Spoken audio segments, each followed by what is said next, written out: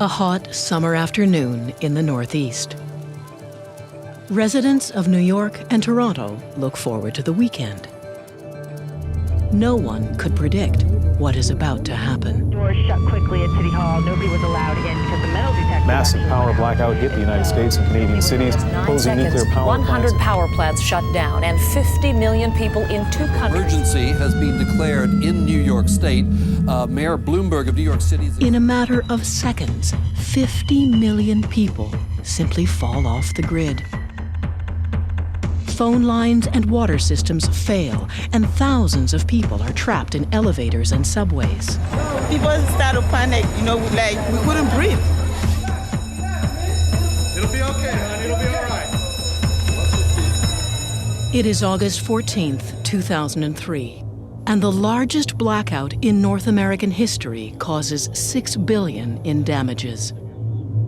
The official cause? Overgrown trees on power lines. But there's more to this story than troublesome trees. Just 3 days earlier, on August 11th, someone, somewhere, released one of the most damaging computer viruses ever written. Blaster.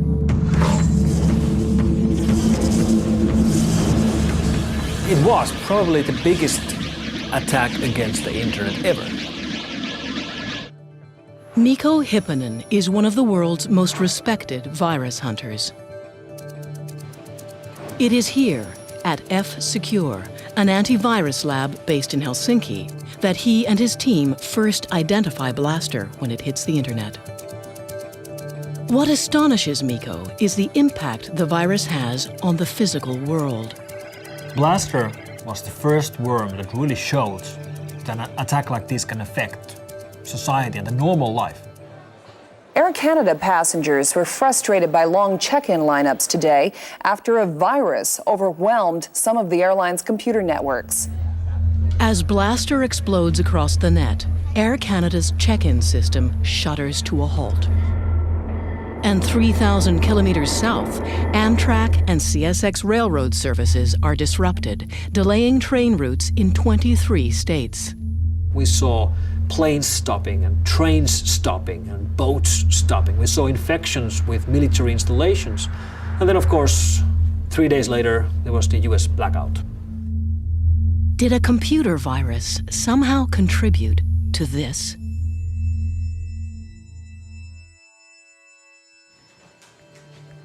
In the 21st century, most of us have had a run-in or two with a virus.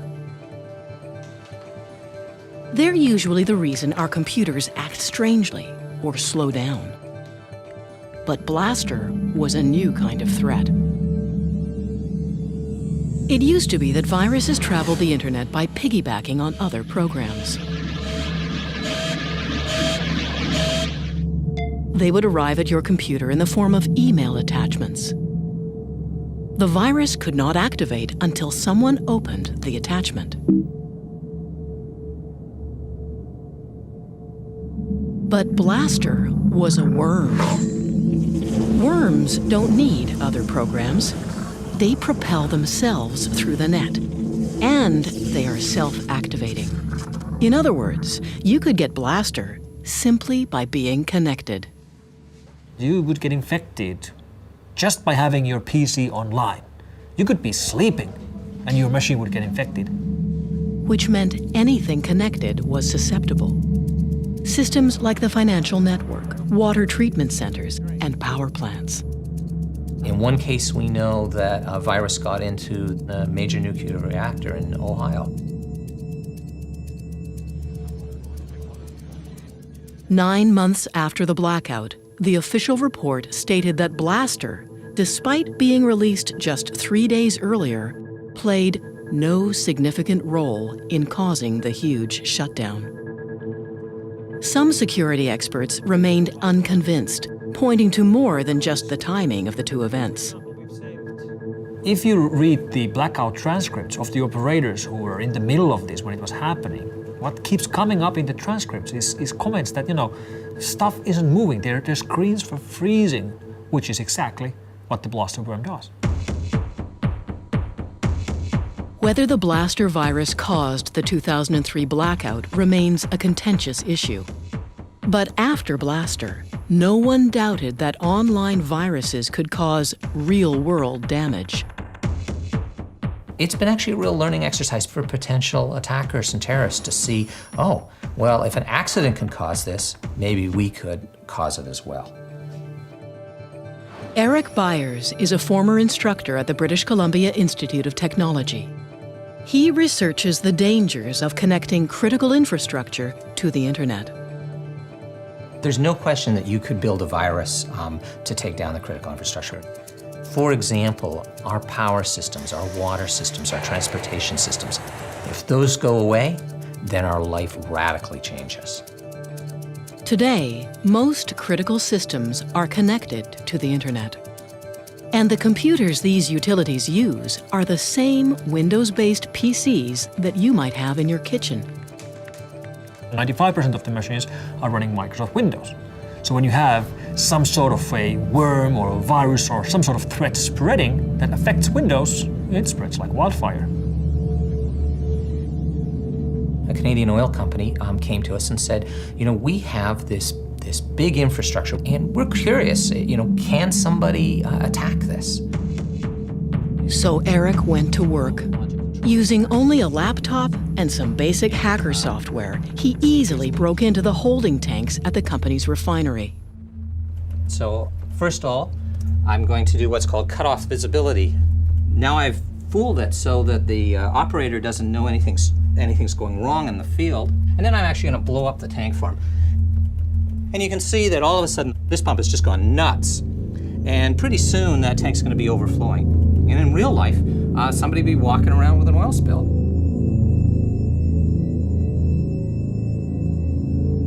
I wish that I could say, nope, all our critical infrastructure is secure. But it's not. If connecting power plants and oil refineries to the internet is putting them at risk, why not leave them unplugged? For business reasons, for business efficiency.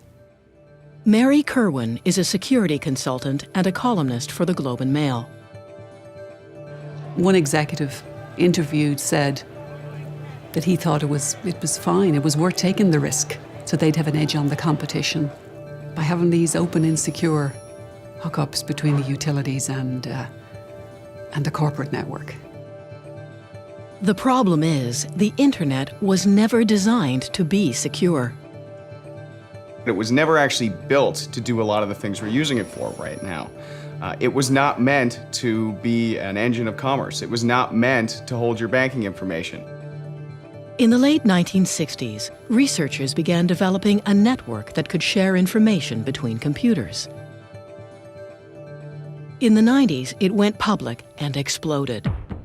It was no longer just a handful of scientists on the internet, it was now anyone with a modem.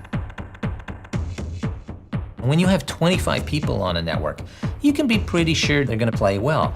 But when you've got 2 billion people on a network, you can be pretty sure that somebody is not playing fair. There are no secure computers. There are no secure networks. Amit Yoran is the former director of cybersecurity within the U.S. Department of Homeland Security. I think sooner or later, we are going to be hit by a cyber failure that will affect either our nation's infrastructure or international infrastructures in a very significant and harmful way. So the implication is that somebody remotely managed to gain access to these control systems and does that type of damage and leaves the economy at a standstill, essentially. Because without our ability to bank online, to make a phone call, to switch on the lights, we're literally in the dark.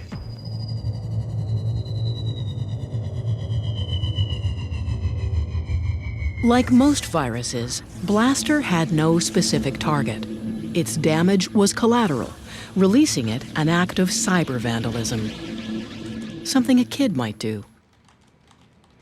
Most of the time when these guys get grabbed, if and when they get grabbed, it was just for sport or their pals, or they were sitting in their schoolroom in Germany and somebody annoyed them, so they decided to play a game and write viruses or whatever. So usually they have, particularly the kids, they have no clue of what they're doing, and that's why they can be very dangerous. They're called hackers. Some would say they're nothing more than hobbyists, kids mostly. But hackers grow up too. We are the people that are behind the scenes of everything that you take for granted on the internet. It's us. There are three types. The white hats are the good guys. They're the virus hunters or the IT people at your office. The black hats are the bad ones. The virus writers or the crooks who try to steal your credit card number online. And then, somewhere in the middle, are the gray hats. They work both sides of the street, guns for hire in a Wild West industry. Tell us who you work for, Donnie. Let's go somewhere else right now. Donnie makes his living as a professional hacker. Exactly how, he won't say. He is sometimes hired by companies to hack into their own systems. It's called penetration testing. That's where you get permission to break in just as a real hacker would, but you are under a contract, and that's so that they can identify their security flaws and fix those security flaws before a bad guy really does. Like most professional hackers, Donnie has an infamous past. I was approached initially by this company in India. They wanted a demonstration of my skill set, so to speak. I ended up compromising 5 different systems with 5 different exploit vectors. Looking further into one of the intrusions, I had indeed broken into mail.gov.in. For all intents and purposes, I took down their government infrastructure. Had free reign on the systems all I wanted. I was able to plant back doors and gain later access. I was able to read emails. I was able to record keystrokes. In hacker parlance, we would say that I owned India. I owned a small country. Not small. I owned the 2nd largest country in the world. We asked Donnie to demonstrate his skills. In less than 5 minutes, he's broken into the database of a major international airline. So basically, I'm one step away from grabbing all of the reservation information, all of the user information, which would include your name, your address, your telephone number, your credit card information for verifying your flight. With power like this at your fingertips, we wonder what potential damage a group of dedicated hackers could cause. We could certainly shut down the United States critical infrastructure, I would assume, probably within a day. Dedicatedly, I would give it 1 week of research, 1 day to take it down. And that means what? What is the... That means taking out the power grid, it means taking out the communication power, it means taking out probably the military capacity of the United States to function properly. We'd probably go into a police state at that point. Is that an exaggeration? No, I don't think so.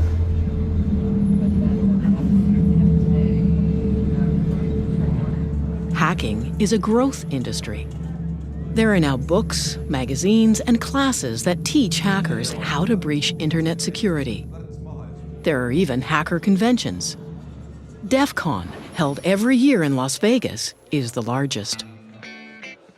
Can you imagine 7,000 hackers loose in the entertainment capital of the world? DEF CON isn't your average convention. It's cash only at the door, which isn't such a bad idea. With 7,000 hackers afoot, it's probably the last place you'd want to use your credit card. Well, DEF CON's been going on a long time now, various degrees of notoriety, hacking their badges and hacking each other and hacking each other's cell phone, and can be a dangerous thing to attend. At DEF CON, you can learn how to pick a lock, electronic or otherwise, or how to hijack a digital billboard. And though most attendees are hackers, there's also more than a few federal agents. In more recent years, you have so many undercover FBI agents that it's hard to tell law enforcement apart from the real deal. Depending on who you talk to, the FBI are there to either spy on the hackers or recruit them. We seek out the rockstar hackers to find out what the cutting-edge threats and vulnerabilities and tomorrow's issues and problems are, because they know. Somebody told us it's easy to spot the FBI. They're the guys over 35. And today, with software designed for children as young as 6 months old, a new and far younger generation of hackers is right behind this one. When we return, how a 15-year-old hacker paralyzed the internet's biggest players. If they were up and they were online, they could be shut down. In the shady online world of the hacker, there is no one more notorious than Mafia Boy. A surprise move today by the Montreal teenager known as Mafia Boy. He admitted in court he is the hacker who crashed several popular websites last winter. The turn of the millennium saw the peak of the first dot-com gold rush. Internet giants like Yahoo, eBay, and Dell.com were doing hundreds of millions of dollars in online business every day. But in February 2000, these sites suddenly found themselves at the mercy of a 15-year-old kid. Michael Calce, aka Mafia Boy, a high school student from Montreal. My dad got me a computer when I was extremely young. I was 6 years old. It just, I don't know, it fascinated me what I could do with this machine. At 12, Michael was already a respected hacker. And by the time he was 15, he was asked to join what was then one of the most powerful hacker groups online. And I felt honored at the time. You know, we're talking about TNT Force.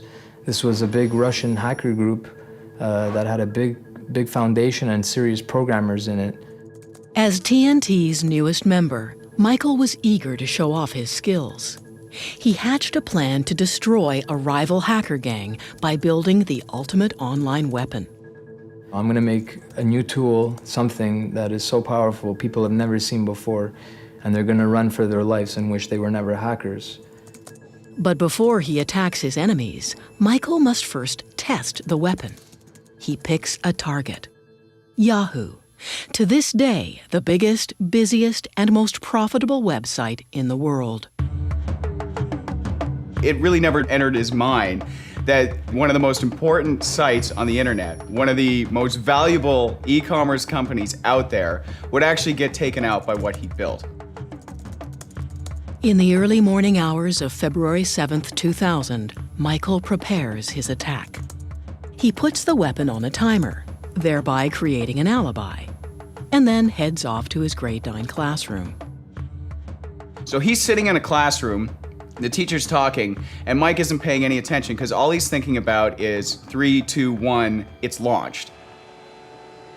And at 10 a.m., what is still the largest internet attack in history begins.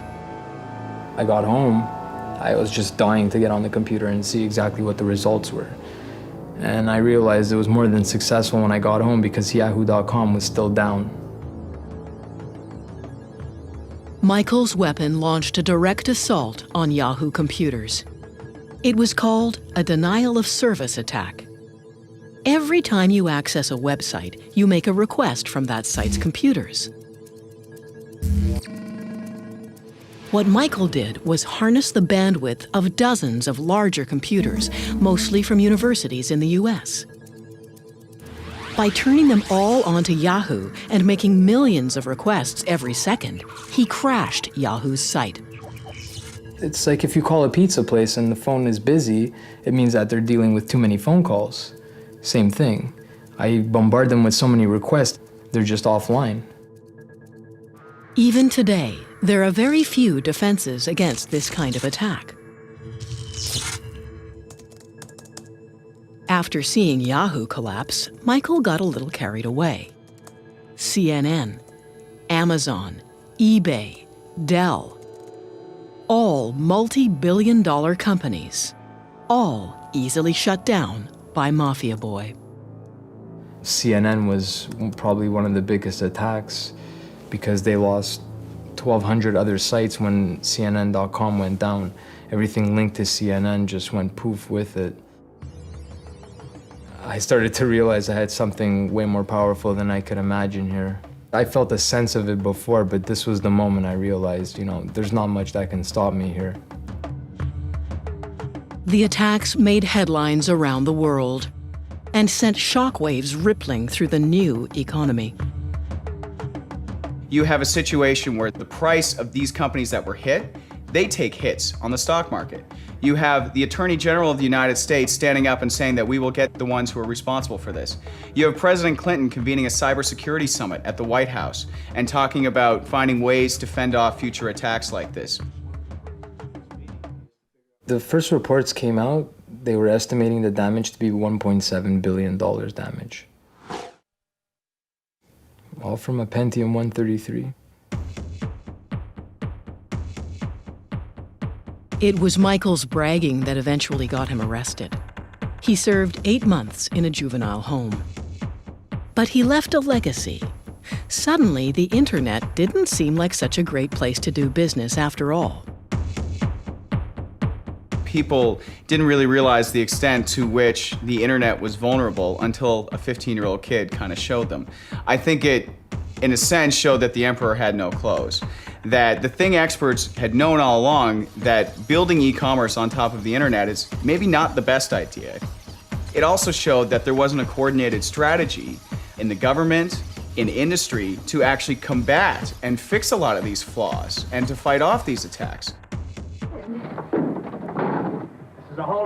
The internet has little to no law enforcement. It's simply too big, too international, and too anonymous.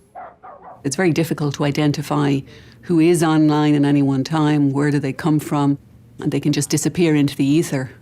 Just take out their connection and they're gone. They're like specters, like ghosts.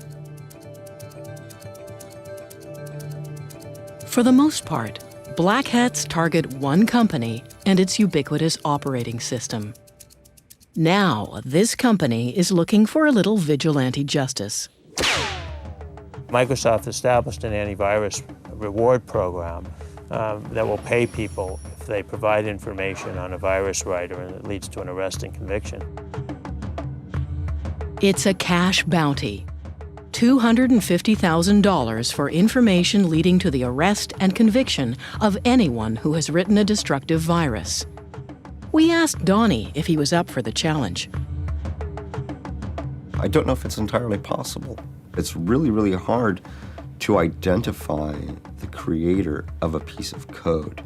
A piece of code can be as small as 4 lines that anybody could type out on a computer anywhere.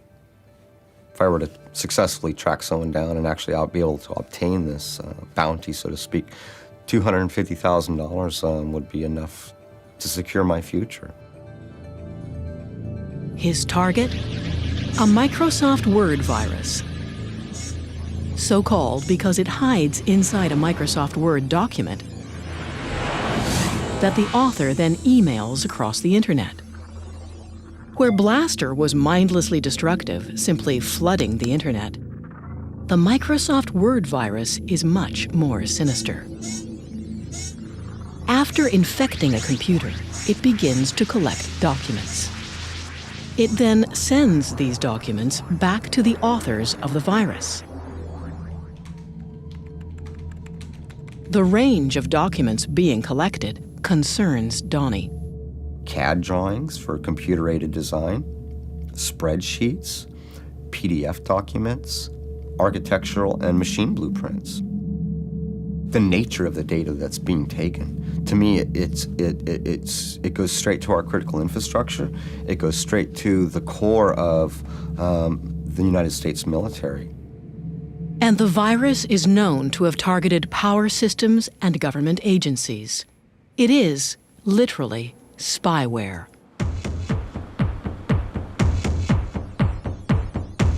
Donnie's first stop in his search for the authors is Russia, home to the blackest of the world's black hats. We may not be able to pull this off, but we can certainly try.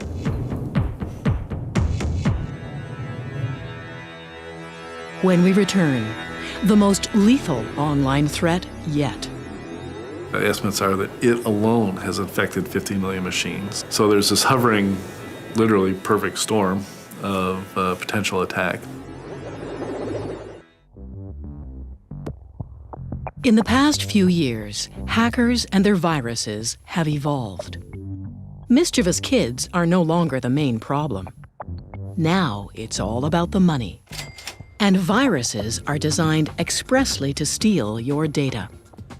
In the good old days, all the viruses were written by, hobbyists and geeks and nerds in their basement for fun, for fame, really.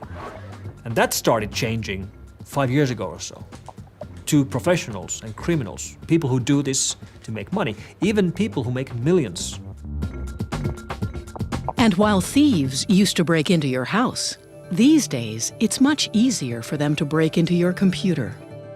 What they're looking for is personal information, credit card numbers and banking details, anything that can be sold for quick and easy cash. A hacker recently told me that identity theft is a great new career. It has great benefits. Why would you make minimum wage when you can stay in the best hotels and buy big screen TVs with somebody else's money? Today, TJX announced the theft of millions of credit card numbers and other personal customer information. In 2007, TJX, a department store giant with over 2,000 retail outlets around the world, found themselves the victim of the largest known internet theft to date. Attackers broke into their systems, probably over an insecure wireless network, and basically had the run of their network as far as we can make out for as much as 18 months, maybe even a few years, we're not entirely sure. Hackers downloaded credit card numbers, millions of them. The exact figure will probably never be known. Initial estimates of the numbers of individual credentials was around the 45, 46 million mark. In more recent filings, we believe it may be as much as 94 million. And credit cards aren't the only thing thieves took. Initially, we thought it was just credit card, bank card details.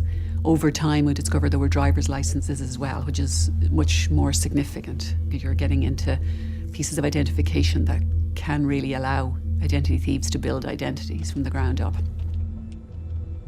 The thieves were able to break into the system by using a hacker trick called war driving. Basically driving around with a laptop and a homemade antenna, often just an empty Pringles chip can covered in tinfoil. Hackers use this antenna to search for unprotected wireless connections. Once they find one, they break in and steal everything on your computer. I've known people who remain nameless who do this for fun, and what they're doing is trying to spot open wireless connections. And they will show you sometimes on their computers the number of, in some cases, Fortune 500 companies perhaps that may have open network connections. Finding open connections isn't difficult. Nowadays, they're almost everywhere. I've seen it in banks, at the airport all the time. You'll see the ticket counter have an open wireless port. Which makes catching the thieves almost impossible. Because they're wireless, the hackers are constantly in motion. The only way to catch one is in the act itself. Lowe's is a large retailer of building supplies with huge mega stores all over mostly the United States. And they recognized that somebody was hacking into their system. So they called in the FBI, who deployed a couple dozen agents in a store in Southfield, Michigan. And the agents, were so unaware of what was actually happening, they thought that somebody was walking into the store and plugging into a network connection in the wall. But an agent on the roof noticed that there was a beat-up old car in the parking lot with a Pringles can covered with tinfoil. And they said, maybe we should investigate that. And sure enough, the driver of the car was hacking into Lowe's in order to steal credit card information, which was then to be sold to Russian mafia in Detroit.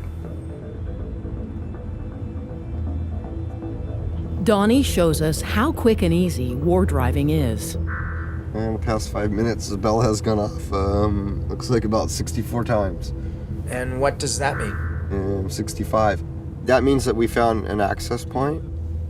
So I'm connected to somebody's wireless right now. If we were, let's say, someone with malicious intent, now I'd be able to go to whatever website or send emails so we can see that, leaving your wireless open is just another avenue of attack that a hacker could use. War driving isn't the only easy-to-learn hacker trick. Nowadays, the internet is bursting with hacker toolkits. These kits are essentially highly developed and highly illegal bundles of programs that allow even the beginner to become a junior cyber thief. If you're looking for a hacker's toolkit, you can just download them off the web. There's lots of them out there. They're easy to find. Most of them, in fact, many of the best are absolutely free. For example, there's some virus writing kits I was showing a little while ago. You basically select the type of virus you want to write and it builds a virus. Nowadays, you don't need much skill to become a cyber criminal. You just need the software. I don't think that it's ever been easier to launch an attack that can cause damage or that can steal sensitive information. It's a Google search away. It doesn't make that person a hacker, but it certainly makes them dangerous. With the abundance of toolkits, you'd think you'd hear about cyber attacks more often. But some companies choose to keep that information to themselves. If you have a cyber incident, traditional best practice is cover it up, right? Don't tell anybody about it. Currently, there are few laws that force companies to disclose cyber criminal activity, and most organizations aren't that eager to make their customers nervous. They don't want their customers to know that 10 million credit card numbers got stolen. They don't want to have to disclose that. They don't want their stock price to take the hit. It's important for security researchers out there to be able to share data and to see how attacks are evolving.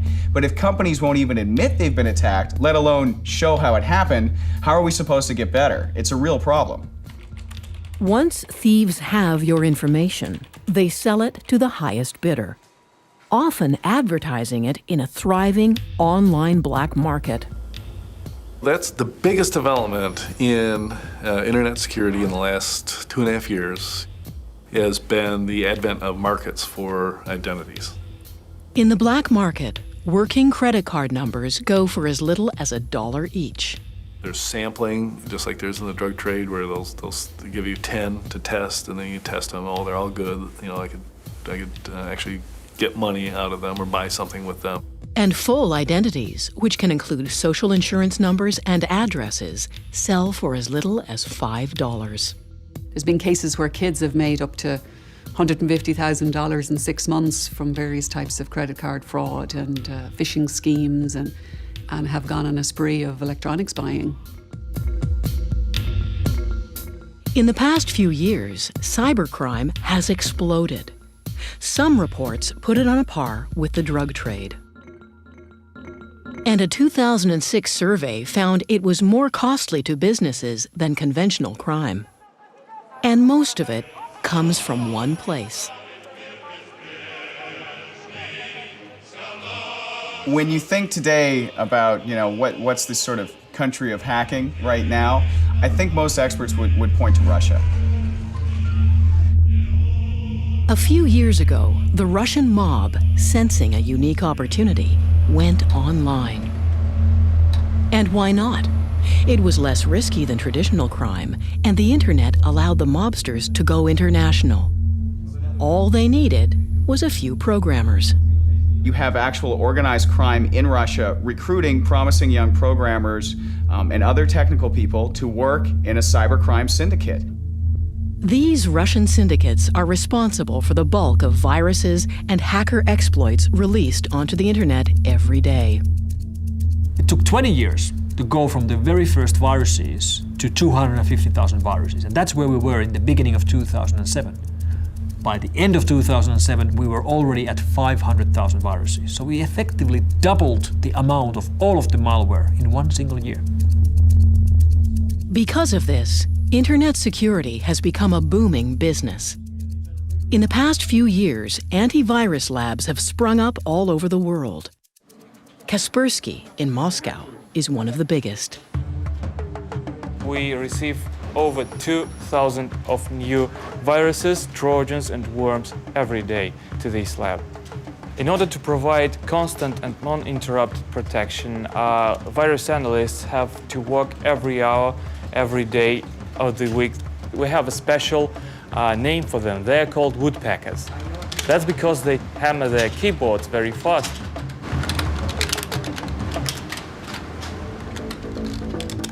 Donnie seeks help tracking down the authors of the Microsoft Word virus. He gets in contact with a group of Russian cyber criminals. These guys are really no different than a criminal ring that would be specializing in stolen car parts or stolen electronics, where they're trying to turn it, sell it, launder the money, and get some type of percentage out of it. One of the group agrees to meet with Donnie in a cafe.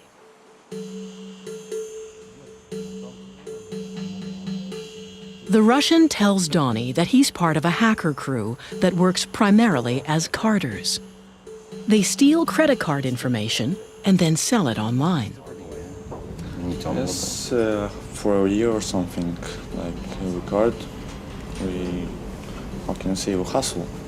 The leader of the one crew that I was working with, he makes like from $9,000 to $15,000 a week.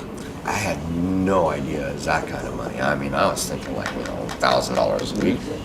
Donnie then inquires about purchasing viruses that would allow him to steal information from anyone's computer. So, one of the things that I'm also interested in is Trojans and backdoors. Yes. Exactly. It gets until like $1,000 or something. Really? Yes. $1,000 for a Trojan? From 400 to 1,000. Wow, that's insane.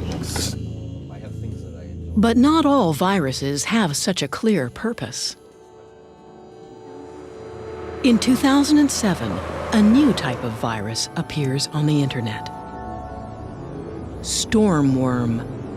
It infects without warning and seemingly without consequence. And to this day, no one knows what its purpose is. People often ask me about how do I know if I'm infected by storm? And you really don't, because it doesn't show you any messages, it doesn't destroy anything, it doesn't play any music or anything, any of the fun stuff we used to see with old school viruses. It's really invisible. Not just invisible, but impossible to detect. This is because it's always changing.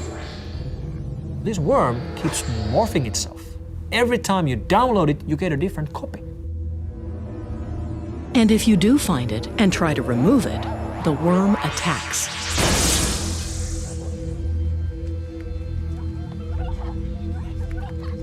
But the biggest reason Stormworm is making headlines around the world is that it turns a computer into a so-called zombie or robot. The author of Stormworm can then control your computer, now a zombie, remotely, without you knowing. The zombie computer means a computer which is no longer in control of its owner.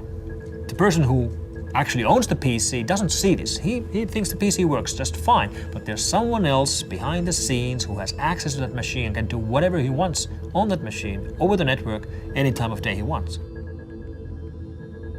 The worm infects thousands of PCs, creating thousands of zombies. The author of the worm then links all of the zombies together, creating a robot network, or botnet. So the idea of these botnets is that characters who manage to get bad code onto your computer, they own your computer, they have, I like to call it the key under the mat. They can come back anytime they like. You don't know even that they're there. Once you have a botnet at your disposal, you can use the combined power of all these computers at the same time.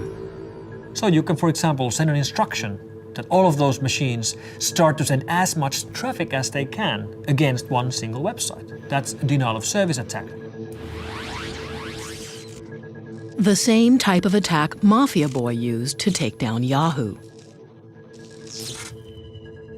There are Russian botnet operators right now selling denial of service attacks launched from their botnets by the hour or by the day.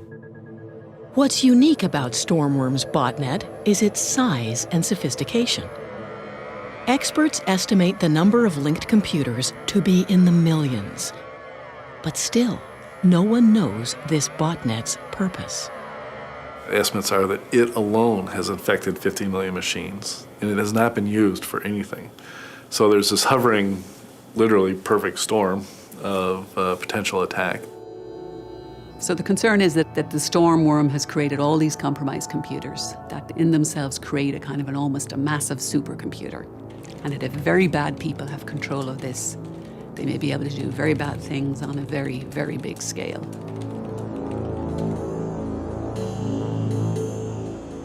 Donnie continues his search for the authors of the Microsoft Word virus. He asks his source if the Russians are involved. They're getting like CAD drawings and design features from companies like that are making like missiles, that are building like subcontractors for the army. It's a hack, we don't get into it of people that do it. So I don't know nothing about it. So you don't know anything about this Microsoft Word virus? I mean, some people tell me, this stuff is coming, the Russians are using. And Chinese, yes, they have the technology and they have everything. So they're the most people who get into hacking stuff like this. They're going for the big things. Big things. Yes. When we return, the specter of cyber warfare, nations attacking nations. I think you have to concern yourself with the possibility of a digital Pearl Harbor. In April of 2007, Estonia suddenly found itself on the losing side of a battle with the largest country on Earth. What began as a protest over Estonia's relocation of a Soviet war memorial quickly turned ugly. Riots broke out, and Russian hackers launched what some people call the world's first cyber war. What happened in Estonia was a major cyber attack. Somebody tried to harm the country, the government of the country, the financial organization of the country. Cyber warfare. It's a terrifying premise, and up until recently, mostly hypothetical. Estonia was particularly vulnerable. Like Canada, it is one of the most wired countries on Earth. More than 78% of the Estonian citizens are doing their banking business via the internet. In a place where most people bank online, attacking the internet makes everyone a little nervous. Down to the point that people may ask, is my money still in the bank if I don't have access to my money? Within minutes, hackers shut down the banks. They also targeted broadcasters, newspapers, and government offices. We saw the single largest attack against all of the infrastructure of a single country we've ever seen. And it really started to affect the everyday life of people. And though the Russian government denies any involvement, there's no doubt the attacks were politically motivated. We don't have solid evidence that this is related to any governments. However, we have reasonable evidence to believe that this has its roots in Russian Federation. At one time, the US saw Russia as the main cyber warfare opponent. As early as 1998, the country was accused of hacking into US government systems. But these days, America fears a new cyber spy, China. That is the country that we're most worried about. Rick Howard is a retired lieutenant colonel of the US Army. He spent the last 2 years of his career as the chief of the Army's Computer Emergency Response Team, the Cyber SWAT team of the US military. China, in their own doctrine, their own military doctrine, says they'll be ready to take on the US by 2025. They're not going to do that tank on tank. That's not what their plan is. Their plan is to go at us with asymmetric warfare, using the internet as part of their attack vehicle. Rick believes that Chinese hackers are currently mining US government computers, using tools that are similar to the Microsoft Word virus. They steal every document on those hard drives. Every Word document, every PowerPoint document, every Excel document, and they bring them back to China. We're talking about millions of documents. Stealing national secrets over the net has replaced old-fashioned espionage. But Rick's greatest concern is that the Chinese military is training and recruiting hackers. The PLA in China recruit hackers from the Chinese population, and they train them in military information warfare tactics. They give them a regular salary so that they can go and try to penetrate U.S. government and other government institutions. In 2007, the U.S. claimed China cyber-attacked the Pentagon. The Chinese government officially denies these claims.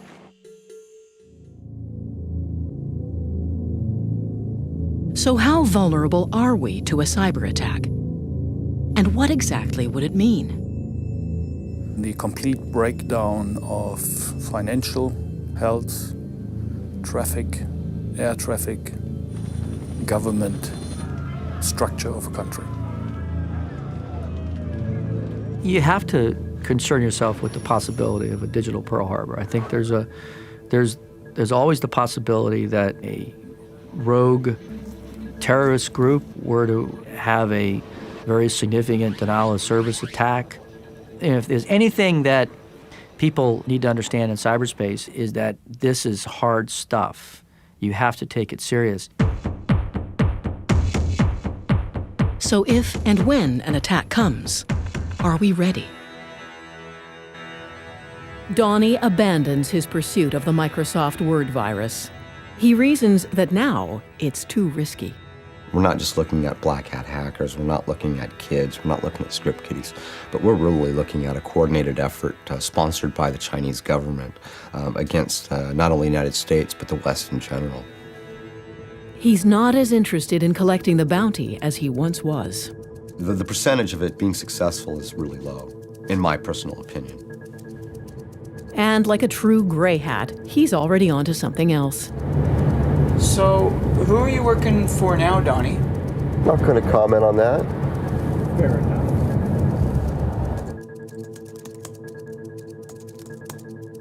Michael Calce has written a book about his life as a notorious hacker. I couldn't stand back knowing what was going on and what's going to happen and how bad it's getting. 8 years after his attack, he says he could do it all over again if he wanted to. Because they haven't done anything about it. They say they're investing this into internet security and this and that, but the situation is only getting worse for everybody. Attacks are increasing. The number of viruses has doubled in a year.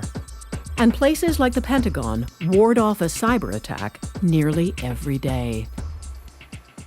Is cybersecurity a significant threat to the critical infrastructure of Canada and the world? Absolutely, no question. This is serious stuff. It is supposed to be a little bit turbulent. It is supposed to be a little bit uncontrollable. And to have that openness and that freedom, you have to deal with the other things.